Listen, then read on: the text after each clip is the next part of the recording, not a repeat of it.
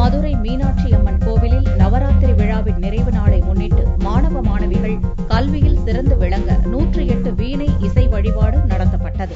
உலக புகழ்பெற்ற மதுரை மீனாட்சி அம்மன் கோவிலில் புரட்டாசி மாத நவராத்திரி கொலு கலை விழா கடந்த 25ஆம் தேதி துவங்கியது.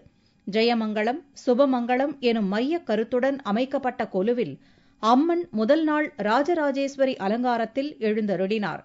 பின்னர் அடுத்தடுத்த நாட்களில் ஊஞ்சல் அலங்காரம், சயன திருக்கோலம், முருகனுக்கு வேல் வழங்குதல், கோலாட்ட அலங்காரம், மீனாட்சி அம்மன் திருமணக் கோலம் என பல்வேறு அலங்காரத்தில் எழுந்தருளி பக்தர்களுக்கு காட்சியளித்தார். விழாவின் நிறைவு நாளான வெள்ளிக்கிழமையன்று விஜயதசமியை முன்னிட்டு மாணவர்களின் கல்வி மேம்பாட்டிற்காக வீணை இசை வழிபாடு நடத்தப்பட்டது.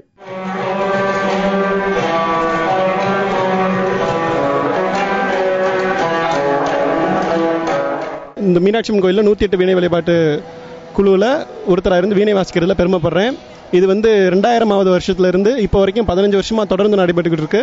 மாணவ மாணவர்களின் கல்வி மேம்பாட்டுக்காக நடத்தப்படுது. இது கல்வி மேம்பாட்டுக்காக நடத்தப்படும் ஒரு விழா. இங்கே நிறையா ஊர்ல இருந்துலாம் கலந்துட்டு இருக்காங்க. சென்னை, பாண்டிச்சேரி, திருச்சி அந்த மாதிரி நிறைய இடத்துல இருந்து கலந்துட்டு இருக்காங்க. இந்த கலந்துக்கிறதுலாம் ரொம்ப சந்தோஷமா இருக்கு. தமிழகம் முழுவதிலும் இருந்து வந்த 108 கலைஞர்கள் கலந்து கொண்டு வீணை இசைத்ததை பக்தர்கள், பொதுமக்கள், வெளிநாட்டு சுற்றுலா பயணிகள் என அனைவரும் மெய்மறந்து ரசித்தனர்.